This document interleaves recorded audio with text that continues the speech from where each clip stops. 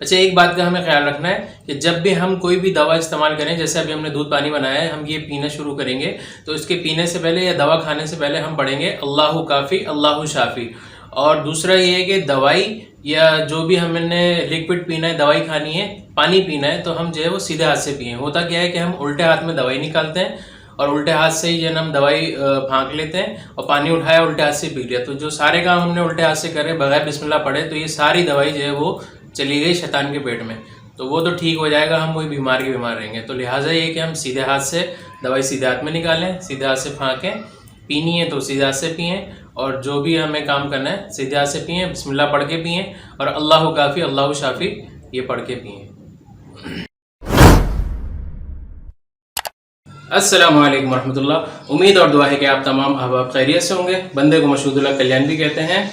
आज हम आपको बताने जा रहे हैं, अगर आपके मैदे में हो गई है गर्मी और उसकी वजह से ज़बान सफ़ेद हो जाती है, जिसको आमतौर पर लोग कहते हैं कि मुंह आ गया है, देखें इस तरीके से ज़बान सफ़ेद हो जाती है, तो ये आमतौर पर हो जाती है जैसे बड़े का गोश्त खा लिया या कोई बादी चीज़ खा ली उसकी वजह से।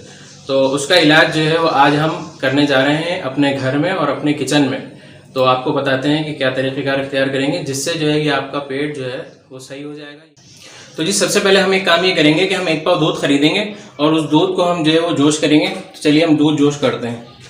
तो जनाब सबसे पहले जो है हम पतीली में दूध डालेंगे और उसके बाद दूध को जो है वो हम जोश करेंगे। दूध हमने पतीली में डाल दिया। अब इसके बाद इसको हम जोश कर लेंगे।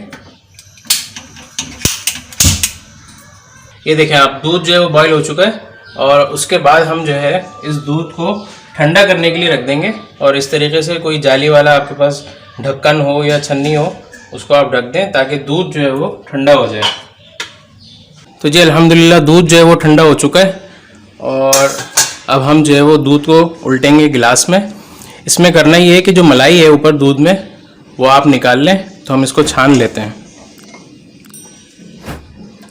और हम दूध जो है वो लेंगे आधा गिलास, पूरा हमें नहीं भरना, आधा गिलास दूध हमें लेना है।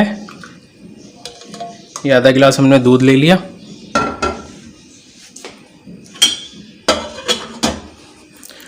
उसके बाद जो है हमें करना ये है,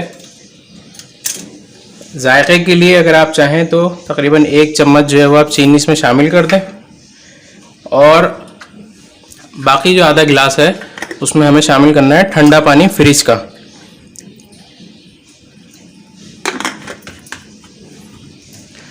और उसके बाद इसको अच्छे तरीके से आप मिक्स कर लें।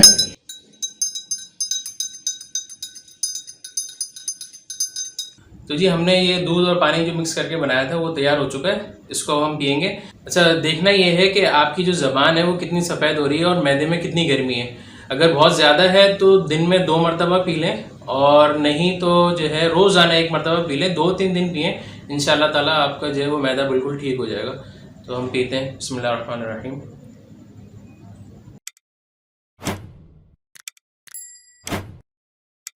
अच्छा, इसका जायका जो है वो चीनी डाल के जो है ना ज़रा अच्छा हो जाता है। तो जो लोग शुगर के पेशेंट नहीं है वो चीनी डाल लें, और जो लोग शुगर के पेशेंट है वो चीनी नहीं डालें, बगैर चीनी के इसको बना के और पी लें। तो ये अल्हम्दुलिल्लाह व शुक्रुलिल्लाह हमने ये पी लिया है। बस आखिर में दुआ ये है कि अल्लाह ताला आपको हमें सबको अपनी हिफ्ज़-ओ-मान में रखें, और जितने बीमार हैं तमाम बीमारों को अल्लाह ताला सेहत कामिला आजिला दाइमा मुस्तमिर अता फ़रमाए और सबकी हिफाजत फरमाए। मिलते हैं फिर इंशाअल्लाह ताला किसी नई वीडियो के साथ। वस्सलामु अलैकुम वरहमतुल्लाहि वबरकातुहू।